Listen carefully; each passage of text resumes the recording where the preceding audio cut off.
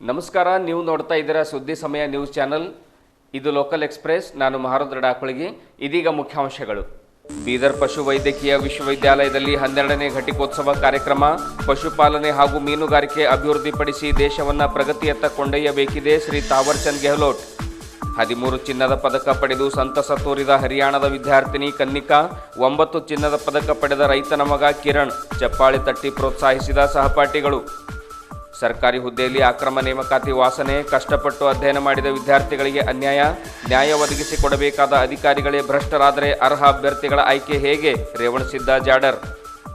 ಅಲ್ಲಮ ಪ್ರಭು ಪತ್ತಿನ ಸಹಕಾರ ಸಂಘದ ಚುನಾವಣೆಯಲ್ಲಿ ಕುಶಲರಾವ್ ಪಾಟೀಲ್ ಪೆನಾಲ್ಗೆ ಭಾರೀ ಜಯ.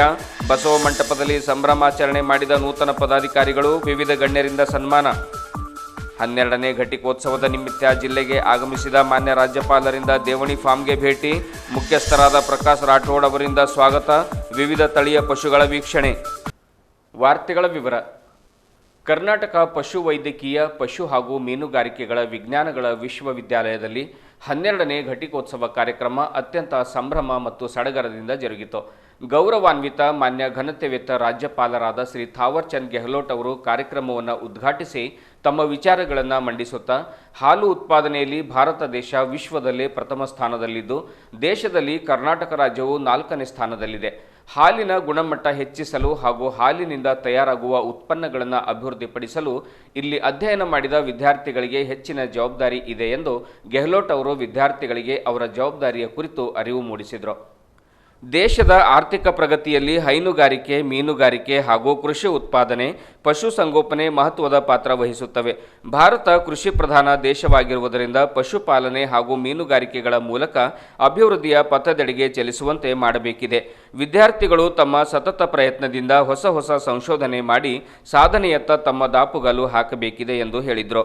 ಅಲ್ಲದೆ ರಾಜ್ಯದಲ್ಲಿ ಗೋ ಸಂರಕ್ಷಣಾ ಕಾಯ್ದೆ ಜಾರಿಗೆ ತಂದಿದ್ದು, ರಾಜ್ಯದ ಪ್ರತಿ ಜಿಲ್ಲೆಯಲ್ಲಿ ಒಂದು ಗೋಶಾಲೆ ಸ್ಥಾಪನೆ ಮಾಡಲಾಗುತ್ತಿದೆ. ಪಶು ಆಂಬ್ಯುಲೆನ್ಸ್ ಸೇವೆ ಹಾಗೂ ಮೊಬೈಲ್ ಚಿಕಿತ್ಸಾ ಸೇವೆ ಆರಂಭಿಸುವ ಮೂಲಕ ಪಶು ಸಂರಕ್ಷಣೆ ಹಾಗೂ ಸಂವರ್ಧನೆ ಮಾಡಲಾಗುತ್ತಿದೆ ಎಂದು ಮಾನ್ಯ ರಾಜ್ಯಪಾಲರಾದ ಶ್ರೀ ಥಾವರ್ಚಂದ್ ಗೆಹ್ಲೋಟ್ ಅವರು ನುಡಿದರು. ಸಮಾರಂಭದ ಮುಖ್ಯ ಭಾಷಣಕಾರರಾದ ICSR ನವದೆಹಲಿಯ ಉಪ ಪ್ರಧಾನ ನಿರ್ದೇಶಕರಾದ ಡಾಕ್ಟರ್ ಭೂಪೇಂದ್ರನಾಥ್ ತ್ರಿಪಾಠಿ ಅವರು ಮಾತನಾಡಿ, ಭಾರತ ವಿಶ್ವದಲ್ಲೇ ಬಹುದೊಡ್ಡ ಕೃಷಿ ಪ್ರಧಾನ ದೇಶವಾಗಿದ್ದು, ಪಶುಪಾಲನೆ ಹಾಗೂ ಮೀನುಗಾರಿಕೆಗಳ ಮೇಲೆ ಹೆಚ್ಚು ಬೆಳಕು ಚೆಲ್ಲಿ ದೇಶಿ ಸಂಸ್ಕೃತಿ ಕಾಪಾಡುವ ಜವಾಬ್ದಾರಿ ವಿದ್ಯಾರ್ಥಿಗಳ ಮೇಲಿದೆ ಎಂದು ಬಣ್ಣಿಸಿದರು. ವಿಶ್ವವಿದ್ಯಾಲಯದ ಮಾನ್ಯ ಕುಲಪತಿಗಳಾದ ಪ್ರೊಫೆಸರ್ KC ವೀರಣ್ಣ ಅವರು ಇದೇ ವೇಳೆ ಪ್ರಾಸ್ತಾವಿಕವಾಗಿ ಮಾತನಾಡಿದರು. 154 ವಿದ್ಯಾರ್ಥಿಗಳಿಗೆ ಚಿನ್ನದ ಪದಕ ವಿತರಣೆ ಮಾಡಲಾಯಿತು. 700 ವಿದ್ಯಾರ್ಥಿಗಳಿಗೆ ಪದವಿ ಪ್ರದಾನ ಮಾಡಲಾಯಿತು. ಇದೇ ವೇಳೆ ಪಶುಸಂಗೋಪನಾ ಸಚಿವರಾದ ಶ್ರೀ ಪ್ರಭು ಚೌಹಾಣ್, ಶಾಸಕರಾದ ಶ್ರೀ ಬಂಡೆಪ್ಪ ಖಶಂಪುರ್, ಶ್ರೀ ರಹೀಂ ಖಾನ್, ಜಿಲ್ಲಾಧಿಕಾರಿಗಳಾದ ಗೋವಿಂದ ರೆಡ್ಡಿ, ಜಿಲ್ಲಾ ಪಂಚಾಯತ್ ಮುಖ್ಯ ಕಾರ್ಯನಿರ್ವಹಣಾ ಅಧಿಕಾರಿಗಳಾದ ಶ್ರೀಮತಿ ಜಹಿರಾನ್ ನಸೀಂ, SP D ಕಿಶೋರ್ ಬಾಬು, ಕುಲಸಚಿವರಾದ ಪ್ರೊಫೆಸರ್ BV ಶಿವಪ್ರಕಾಶ್, ಹಣಕಾಸು ನಿಯಂತ್ರಣಾಧಿಕಾರಿಗಳಾದ ಸುಭಾಷ್ ಹೊಸೂರ್ ಹಾಗೂ ವಿಶ್ವವಿದ್ಯಾಲಯದ ಡೀನ್ ಮತ್ತು ಆಡಳಿತ ಮಂಡಳಿ ಸದಸ್ಯರು, ಪ್ರಾಧ್ಯಾಪಕರು ಹಾಗೂ ಸಿಬ್ಬಂದಿ ವರ್ಗದವರು ಮತ್ತು ವಿದ್ಯಾರ್ಥಿಗಳು ಉಪಸ್ಥಿತರಿದ್ದರು. Receiving 3 gold medals, University gold medal, Professor S.M. Jayadevappa gold medal, Professor B.N. Ranganath gold medal. Tupakula Saraswati, Masters in Dairy Microbiology, receiving University gold medal. Pallavi,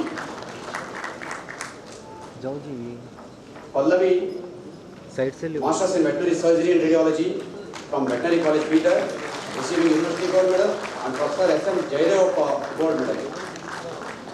Chirant JP, Masters in Veterinary Gynecology and Obstetrics from Veterinary College Bengaluru. ನಮಸ್ಕಾರ. ತಮ್ಮೆಲ್ಲರಿಗೂ ಹಾರ್ದಿಕ ಅಭಿನಂದನೆಗಳು.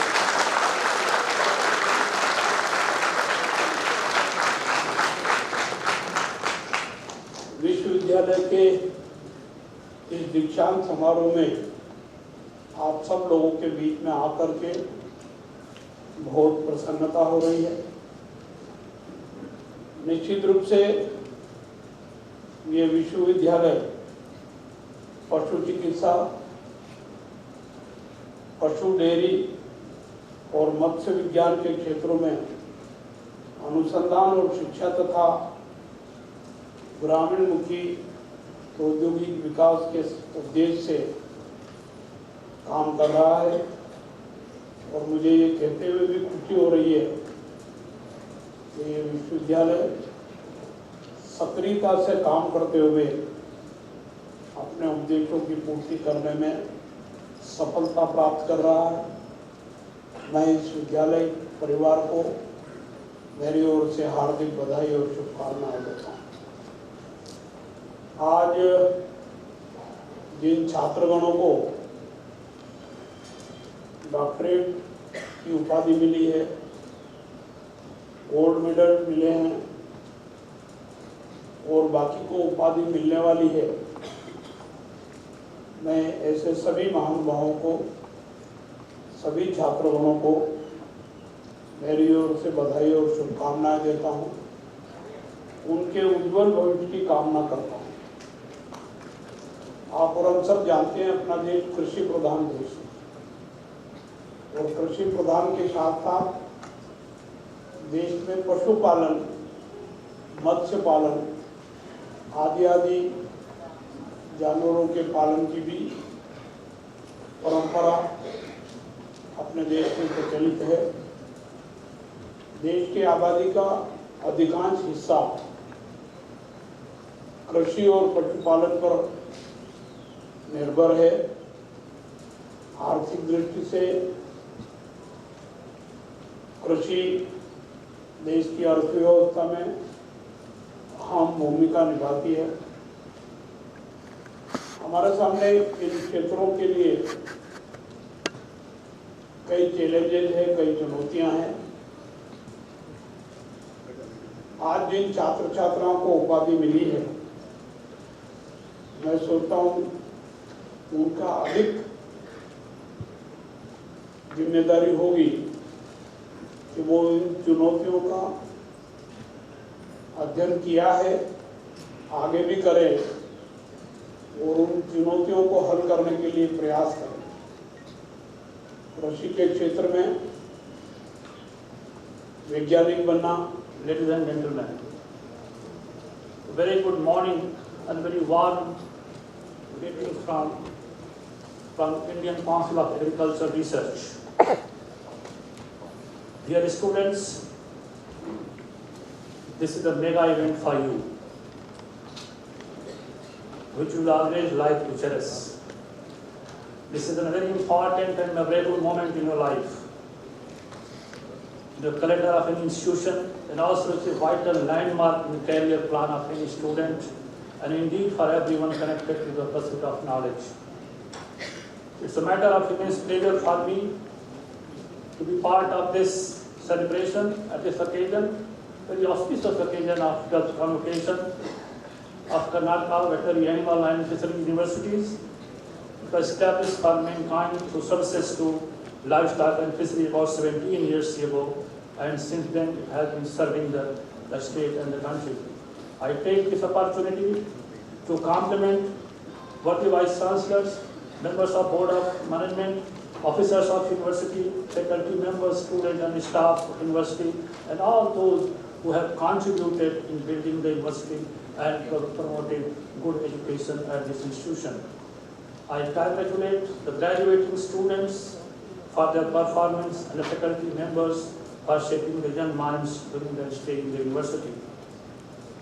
The worthy Vice Chancellor has very clearly given the progress of this university. It is splendid, but extraordinary achievement, and I congratulate Vice Chancellor and all faculty members to achieve this. The Indian Council of Agricultural Research is an apex body of coordinating, guiding and managing research and education in agriculture, including livestock, fisheries and animal sciences in the entire country. With almost 111 ICR institutes and 71 agricultural universities spread across the country, it is one of the largest agricultural research systems in the world. It has played a major role in promoting excellence in higher education and agriculture. I take this opportunity to say a few words about the ICR. In the last 10 years, ICR has given funds to the tune of Karnataka ಪಶುವೈದ್ಯಕೀಯ ಪಶು ಹಾಗೂ ಮೀನುಗಾರಿಕೆಗಳ ವಿಶ್ವವಿದ್ಯಾಲಯದ 12ನೇ ಘಟಿಕೋತ್ಸವ ಕಾರ್ಯಕ್ರಮದಲ್ಲಿ ಚಿನ್ನದ ಪದಕ ಪಡೆದ ಹಾಗೂ ಪದವಿ ಮುಗಿಸಿದ ವಿದ್ಯಾರ್ಥಿಗಳಿಗೆ ವೇದಿಕೆ ಮುಖಾಂತರ ಮಾನ್ಯ ರಾಜ್ಯಪಾಲರಾದ ಶ್ರೀ ತಾವರ್ಚಂದ್ ಗೆಹ್ಲೋಟ್ ಅವರು ಸನ್ಮಾನಿಸಿ ಗೌರವಿಸಿದರು. ವೇದಿಕೆ ಮೇಲೆ ಅತಿಥಿಗಳಿಗೆ ಇನ್ನೊಂದು ಖುಷಿಯ ವಿಚಾರ ಏನಂದರೆ, ಬರೋಬ್ಬರಿ 13 ಚಿನ್ನದ ಪದಕ ಪಡೆದು ತನ್ನ ಮುಖದಲ್ಲಿ ನಗೆಯ ಹೊನಲು ತೋರಿದ ಹರಿಯಾಣದ ಚಿನ್ನದಂತ ಹುಡುಗಿ ಕನ್ನಿಕಾ.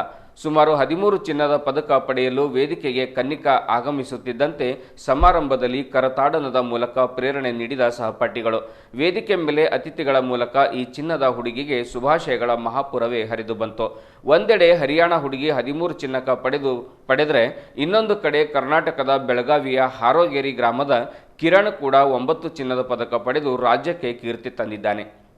ಈ ಕುರಿತು ಹರಿಯಾಣದ ಕನ್ನಿಕಾ ಅವರಿಗೆ ಮಾತನಾಡಿಸಿದಾಗ, ನಮ್ಮ ತಂದೆ BSFನಲ್ಲಿ ಕರ್ತವ್ಯ ನಿರ್ವಹಿಸ್ತಾ ಇದ್ದಾರೆ. ಇಷ್ಟಕ್ಕೆ ನನ್ನ ಅಧ್ಯಯನ ನಿಲ್ಲಿಸದೆ ಮುಂದೆ PhD ಮಾಡಿ ಉನ್ನತ ಸಾಧನೆ ಮಾಡುವ ಗುರಿ ಹೊಂದಿದ್ದೇನೆ. ನಮ್ಮ ತಂದೆ ತಾಯಿಗಳ ಪರಿಶ್ರಮದಿಂದ ಈ ಸಾಧನೆ ಮಾಡಲು ನನಗೆ ಸಾಧ್ಯವಾಗಿದೆ. ಬರೀ ಪರೀಕ್ಷೆ ಸಂದರ್ಭದಲ್ಲಿ ಮೈಮೇಲೆ ಭಾರ ಹಾಕಿಕೊಂಡು ಓದದೆ ಪ್ರತಿದಿನ ಸ್ವಲ್ಪ ಓದಿದ್ರೆ ಖಂಡಿತ ಉತ್ತಮ ರೀತಿಯಲ್ಲಿ ಪರೀಕ್ಷೆಯನ್ನು ಎದುರಿಸಿ ಉನ್ನತ ಶ್ರೇಣಿಯಲ್ಲಿ ಪಾಸಾಗಬಹುದು ಎಂದು ವಿದ್ಯಾರ್ಥಿಗಳಿಗೆ ಸಲಹೆ ನೀಡಿದರು. ಸಾಧನೆಗೆ ಅಸಾಧ್ಯವಾದುದು ಯಾವುದೂ ಇಲ್ಲ, ಸಾಧಿಸುವ ಛಲ ಬೇಕು ಎನ್ನುವ ಧಾಟಿಯಲ್ಲಿ ಚಿನ್ನದ ಹುಡುಗಿ ಕನ್ನಿಕಾ ಅತ್ಯಂತ ಖುಷಿಯಲ್ಲಿ ತನ್ನ ಸಾಧನೆಯ ಕುರಿತು ತಿಳಿಸಿದ್ಲು. ಕರ್ನಾಟಕ ರಾಜ್ಯದ ಬೆಳಗಾವಿ ಜಿಲ್ಲೆಯ ಹಾರೋಗೇರಿ ಗ್ರಾಮದ ಕಿರಣ್ ಎಂಬ ವಿದ್ಯಾರ್ಥಿ ಸುಮಾರು 9 ಚಿನ್ನದ ಪದಕಗಳನ್ನು ಪಡೆದ ನಿಮಿತ್ತ ಅವರಿಗೆ ಮಾತನಾಡಿಸಿದಾಗ, ನಮ್ಮ ತಂದೆ ತಾಯಿಗಳು ರೈತರು. ಇಂದು 9 ಚಿನ್ನದ ಪದಕ ಪಡೆದುಕೊಂಡಿದ್ದಕ್ಕೆ ನನಗೆ ಅತ್ಯಂತ ಖುಷಿಯಾಗಿದೆ. ನಮ್ಮ ತಂದೆ ತಾಯಿಗಳು ಬಹಳ ಕಷ್ಟಪಟ್ಟು ನನಗೆ ಓದಿಸಿದ್ದಾರೆ. ಜೀವನದಲ್ಲಿ ಫೇಲ್ ಆದರೂ ಕೂಡ ನೆಗೆಟಿವ್ ಆಗಿ ತೆಗೆದುಕೊಳ್ಳದೆ ನಿರಂತರವಾಗಿ ಪ್ರಯತ್ನ ಮಾಡಿದಾಗ ಖಂಡಿತ ಯಶಸ್ವಿಯಾಗಲು ಸಾಧ್ಯವಾಗುತ್ತದೆ. ನನ್ನ ಈ ಚಿನ್ನದ ಪದಕಗಳು ನನ್ನನ್ನು ಕಷ್ಟಪಟ್ಟು ಓದಿಸಿದ ಪಾಲಕರಿಗೆ ಸಲ್ಲಬೇಕೆಂದು ಹೆಮ್ಮೆಯಿಂದ ಸ್ವಲ್ಪ ಭಾವನಾತ್ಮಕವಾಗಿಯೇ ಹೇಳಿದರು. सर, मैं कनिका यादव हूँ, रेवाड़ी हरियाणा से, और मेरे पापा BSF में हैं, अभी नागालैंड पोस्टेड है, मम्मी हाउसवाइफ है. हाँ, अभी मुझे 13 गोल्ड मेडल्स मिले हैं. आगे अभी मुझे मेरा ये है कि PhD करके अगर असिस्टेंट प्रोफेसर या प्रोफेसर बनने का है.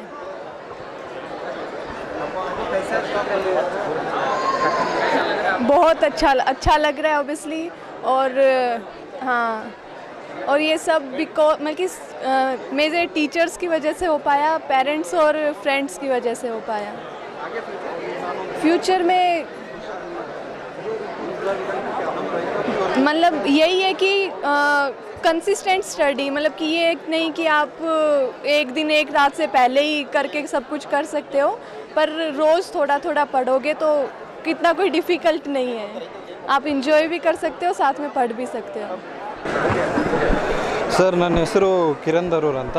ನಮ್ಮೂರು ಹಾರೋಗೇರಿ ಸರ್, ರಾಯಬಾಗ್ ತಾಲೂಕು, ಬೆಳಗಾವಿ ಡಿಸ್ಟಿಕ್ಕು. ನಾನೊಬ್ಬ ರೈತರ ಮಗ ಸರ್. ಆಮೇಲೆ ಹೀಗೆ ನಂಗೆ 9 ಗೋಲ್ಡ್ ಮೆಡಲ್ ಬಂದಿದೆ ಸರ್ ನಮ್ಮ ಬ್ಯಾಚಿಂದ. ಸೊ ನೆಕ್ಸ್ಟ್ ನಾನು PG ಡಿಗ್ರಿ ಮಾಡಬೇಕಂತಿದ್ದೀನಿ. ಯಾವ ಥರ ಖುಷಿ ಹೆಂಗೆ ಅನ್ಸುತ್ತೆ ನಿಮ್ಮ ತಂದೆ ತಾಯಿಗೆ ಏನು ಅಂದರೆ ಅವರ ಪರಿಶ್ರಮಕ್ಕೆ ಒಂದು ಫಲ ಸಿಕ್ಕಿದೆ ಅಂತ ಹೇಳೋಕ್ಕೆ ಇಷ್ಟಪಡ್ತೀನಿ sir. Because of their hard work I am here. ಇದೆಲ್ಲ ಅವ್ರಿಗೆ ಸೇರಬೇಕಂತ ಹೇಳ್ತೀನಿ. ಅಂದರೆ ಡಾಕ್ಟ್ರಾಗಿ ರೈತರಿಗೆ ಹೆಲ್ಪ್ ಮಾಡ್ಬೇಕಂತಿದ್ದೀನಿ. ವರ್ಕ್ ಹಾರ್ಡ್ ರೀ, ರಿಸಲ್ಟ್ ಇದ್ದೇ ಇರುತ್ತೆ.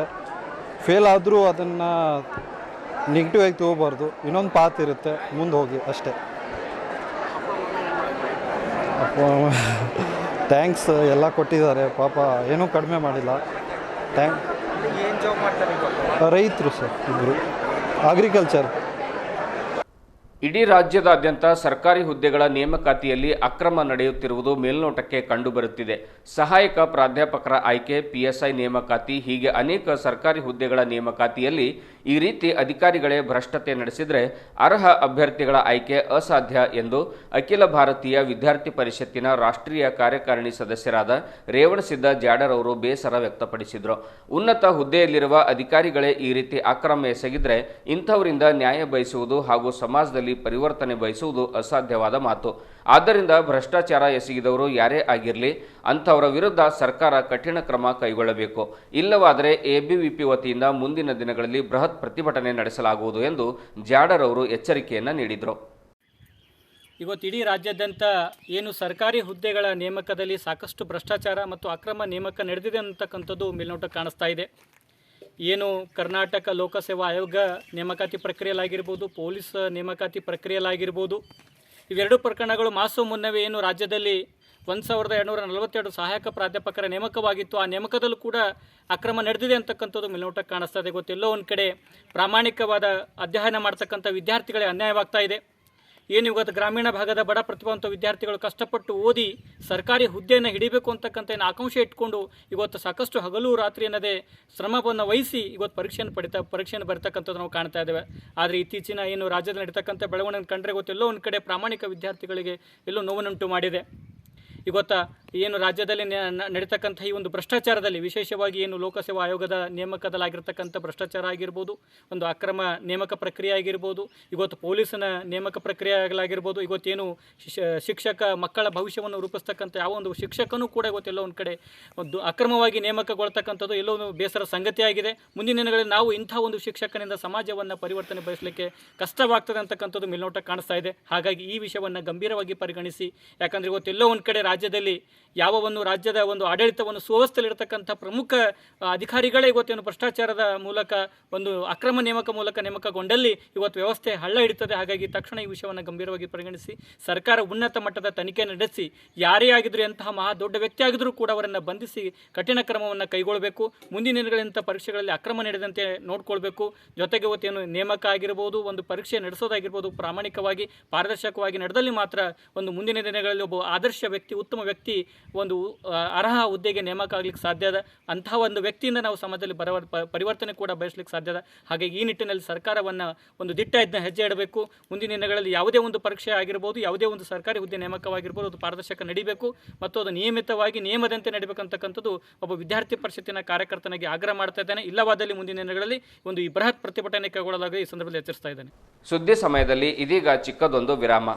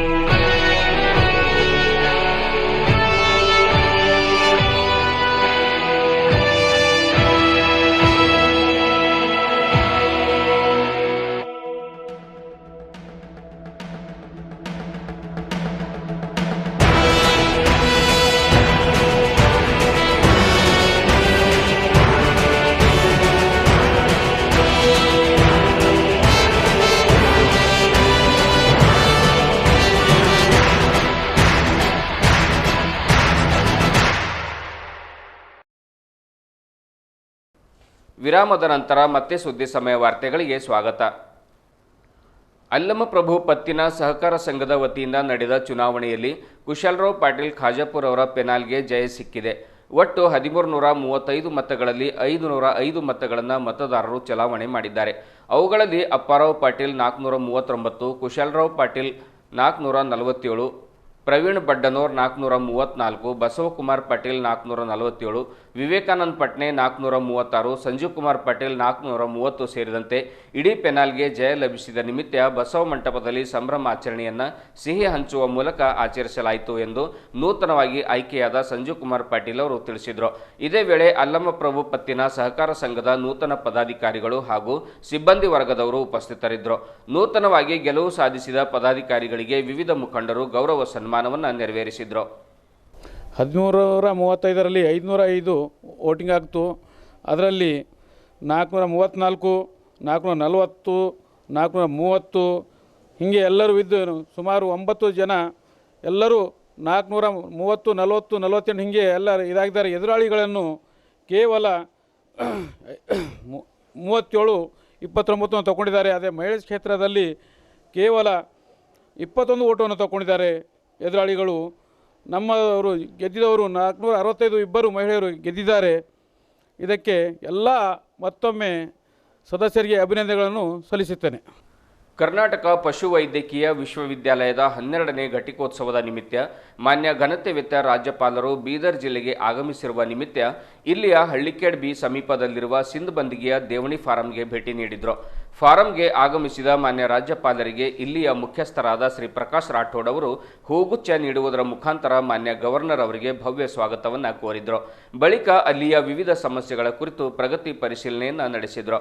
ಪರಿಶುದ್ಧ ಸಾವಯವ ಗೊಬ್ಬರ ತಯಾರಿಕೆ, ವಿವಿಧ ಜಾತಿಯ ಸಸ್ಯಗಳ ಅಭಿವೃದ್ಧಿ ಹಾಗೂ ರೈತರಿಗೆ ನೀಡುವ ತರಬೇತಿ ಕುರಿತು ಸಮಗ್ರ ಪರಿಶೀಲನೆ ನಡೆಸಿದರು. ಬಳಿಕ ದೇವಣಿ ತಳಿಯ ಪಶುಗಳನ್ನು ವೀಕ್ಷಣೆ ಮಾಡಿ ಪಶುಗಳಿಗೆ ಬಾಳೆಹಣ್ಣನ್ನು ತಿನ್ನಿಸಿದರು. ದೇವಣಿ ಫಾರಂ ಕೇಂದ್ರದ ಕುರಿತು ಪ್ರಕಾಶ್ ರಾಠೋಡ್ ಅವರು ಮಾನ್ಯ ರಾಜ್ಯಪಾಲರಿಗೆ ಸಮಗ್ರ ಮಾಹಿತಿಯನ್ನು ನೀಡಿದರು. ಇದೇ ವೇಳೆ ಪಶುಸಂಗೋಪನಾ ಸಚಿವರಾದ ಶ್ರೀ ಪ್ರಭು ಚವ್ಹಾಣ್ ಸೇರಿದಂತೆ ದೇವಣಿ ಫಾರಂನ ಸಿಬ್ಬಂದಿ ವರ್ಗದವರು ಉಪಸ್ಥಿತರಿದ್ದರು. ಕೊನೆಯಲ್ಲಿ ಮತ್ತೊಮ್ಮೆ ಮುಖ್ಯಾಂಶಗಳು. ಬೀದರ್ ಪಶುವೈದ್ಯಕೀಯ ವಿಶ್ವವಿದ್ಯಾಲಯದಲ್ಲಿ 12ನೇ ಘಟಿಕೋತ್ಸವ ಕಾರ್ಯಕ್ರಮ. ಪಶುಪಾಲನೆ ಹಾಗೂ ಮೀನುಗಾರಿಕೆ ಅಭಿವೃದ್ಧಿಪಡಿಸಿ ದೇಶವನ್ನು ಪ್ರಗತಿಯತ್ತ ಕೊಂಡೊಯ್ಯಬೇಕಿದೆ ಶ್ರೀ ತಾವರ್ಚಂದ್ ಗೆಹ್ಲೋಟ್. 13 ಚಿನ್ನದ ಪದಕ ಪಡೆದು ಸಂತಸ ತೋರಿದ ಹರಿಯಾಣದ ವಿದ್ಯಾರ್ಥಿನಿ ಕನ್ನಿಕಾ. 9 ಚಿನ್ನದ ಪದಕ ಪಡೆದ ರೈತನ ಮಗ ಕಿರಣ್. ಚಪ್ಪಾಳೆ ತಟ್ಟಿ ಪ್ರೋತ್ಸಾಹಿಸಿದ ಸಹಪಾಠಿಗಳು. ಸರ್ಕಾರಿ ಹುದ್ದೆಯಲ್ಲಿ ಅಕ್ರಮ ನೇಮಕಾತಿ ವಾಸನೆ. ಕಷ್ಟಪಟ್ಟು ಅಧ್ಯಯನ ಮಾಡಿದ ವಿದ್ಯಾರ್ಥಿಗಳಿಗೆ ಅನ್ಯಾಯ. ನ್ಯಾಯ ಒದಗಿಸಿಕೊಡಬೇಕಾದ ಅಧಿಕಾರಿಗಳೇ ಭ್ರಷ್ಟರಾದರೆ ಅರ್ಹ ಅಭ್ಯರ್ಥಿಗಳ ಆಯ್ಕೆ ಹೇಗೆ? ರೇವಣಸಿದ್ದ ಜಾಡರ್. ಅಲ್ಲಮ ಪ್ರಭು ಪತ್ತಿನ ಸಹಕಾರ ಸಂಘದ ಚುನಾವಣೆಯಲ್ಲಿ ಕುಶಲರಾವ್ ಪಾಟೀಲ್ ಪೆನಾಲ್ಗೆ ಭಾರೀ ಜಯ. ಬಸವ ಮಂಟಪದಲ್ಲಿ ಸಂಭ್ರಮಾಚರಣೆ ಮಾಡಿದ ನೂತನ ಪದಾಧಿಕಾರಿಗಳು. ವಿವಿಧ ಗಣ್ಯರಿಂದ ಸನ್ಮಾನ. 12ನೇ ಘಟಿಕೋತ್ಸವದ ನಿಮಿತ್ತ ಜಿಲ್ಲೆಗೆ ಆಗಮಿಸಿದ ಮಾನ್ಯ ರಾಜ್ಯಪಾಲರಿಂದ ದೇವಣಿ ಫಾರ್ಮ್ಗೆ ಭೇಟಿ. ಮುಖ್ಯಸ್ಥರಾದ ಪ್ರಕಾಶ್ ರಾಠೋಡ್ ಅವರಿಂದ ಸ್ವಾಗತ. ವಿವಿಧ ತಳಿಯ ಪಶುಗಳ ವೀಕ್ಷಣೆ.